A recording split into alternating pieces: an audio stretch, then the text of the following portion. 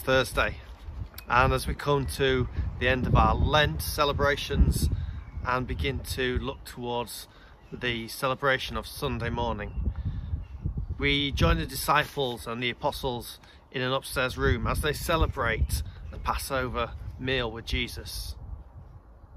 And it's a celebration of what God has done in the past, what God did with the Hebrews as they brought them out of Egypt, as they cried out to God and asked for them to be saved from the oppression of the Egyptians.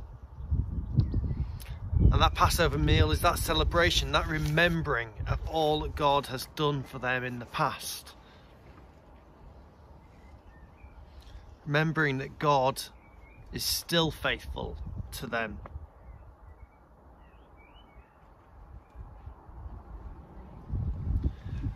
And so Jesus, halfway through the meal, after celebrating it,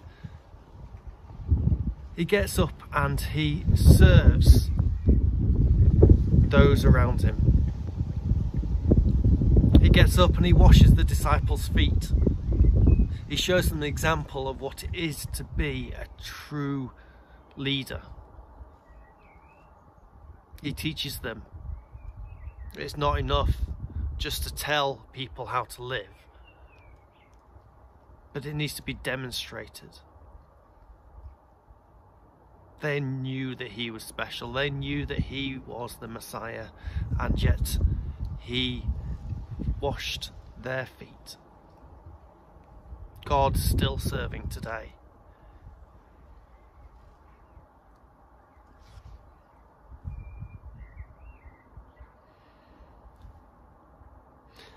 But that wasn't the end of his service, because Jesus went on to sacrifice himself as the true Lamb of God, that lamb that was sacrificed at that first Passover meal that they celebrated. A perfect lamb, blemishless. Jesus gave himself to be that lamb for us today, as well as those early disciples.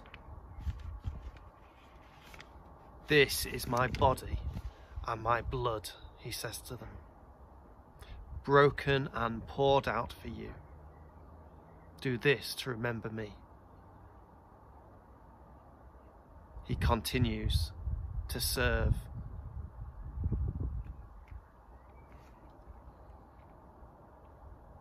And he does all of this to bring us back into a relationship with God the Father, into a relationship with himself. The actions of Jesus were there just to benefit us, to allow us to come back to him and to be with him forever.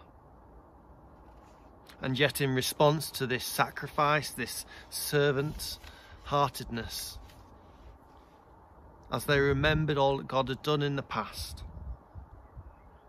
Judas leaves to betray Jesus. And as Jesus and the disciples get up and go out to the Mount of Olives to pray, the rest of the followers go back to where they're staying. It's left with Jesus and the 11.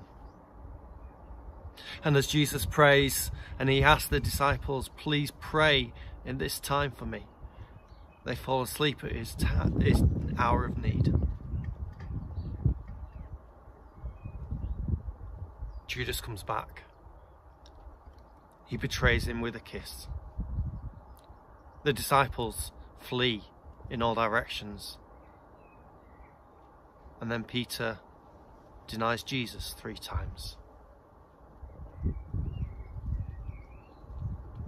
Remember all that God had done for them earlier on that day, and yet Jesus is left alone. Alone has a different meaning for us this year. We've felt more alone than we ever have. For some of us, we're so used to being surrounded by friends and family, work colleagues, to find so much time left on our hands, not being able to see them, And for some of us, that time to see them has gone forever.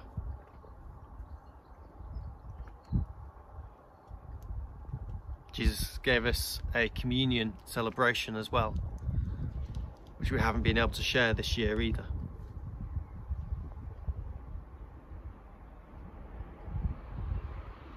But the great thing is, no matter what goes on, no matter how alone we feel, how separated we are from those around us, we are never, ever alone from God. He does not leave us.